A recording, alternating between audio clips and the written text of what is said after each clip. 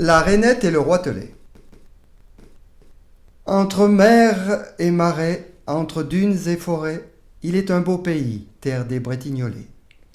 Un beau jour cependant, le roitelet régnant bondit. Quel ingénu!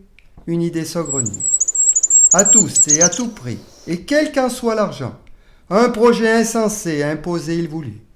Transformer sa cité pour sa célébrité en un port abrité contre vents et marées.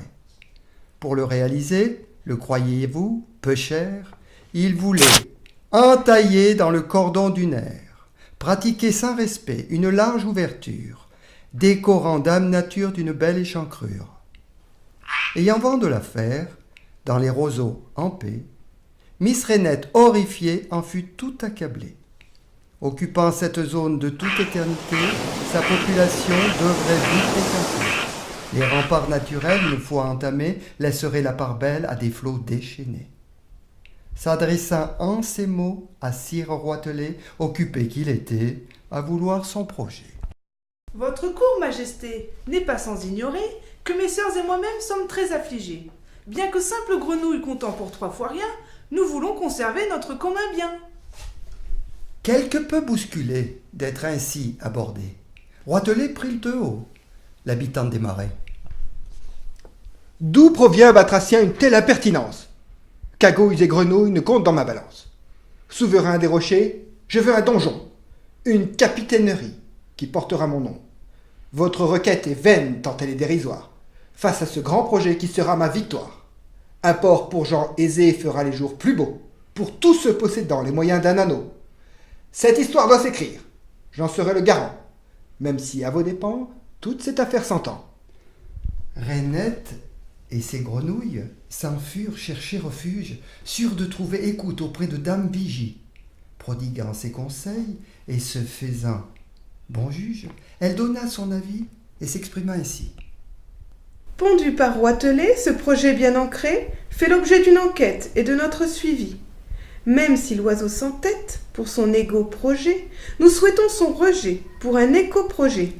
Retrouvant quelque espoir par ces mots apaisés, Rainette repartit donc d'un bond bien décidé.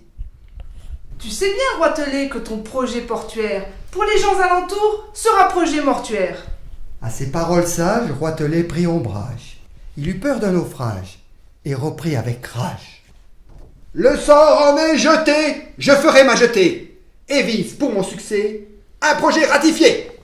Déjà par le passé, couchés sur le papier, tes parents enrobés ont été rejetés.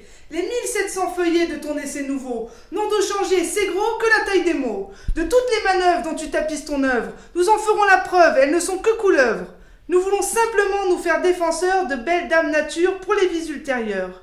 Et nous battrons en brèche cette nouvelle version, qui malgré toutes tes prêches n'est que répétition. Roitelet ébranlé répond, changeant de ton.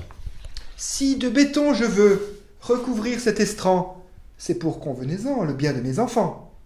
Il est vrai que mon nom au frotton des pontons ferait très bel effet pour ma postérité. De plus de 15 années, ce projet est l'étude, et pour moi, il est rude de devoir l'enterrer. Je vous donne séant preuve de mansuétude. Je vous installerai sous une belle véranda, vous serez protégé par une paroi de verre, vous aurez pour vous plaire une très belle vue sur mer, et grâce à l'effet de serre, vous vivrez comme des rois. Qui de notre débit tirera donc profit? Les rois qui du béton font leur seule religion?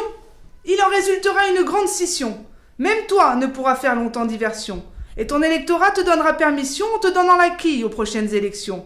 Et s'il faut t'aider à larguer les amarres, un bon souffle du surroi et nous voilà peinards. Nous voulons admirer notre bel océan, les vagues et les embruns placés au premier plan, et voir dans le lointain pointer le phare des barges, plutôt qu'avoir le nez sur des barres Lafarge. Toujours nous choisirons la vue sur l'horizon, toujours écouterons la voix de la raison, qui nous dit sans embâge d'arrêter le saccage. Mais quand donc saurons-nous commencer d'être sages ?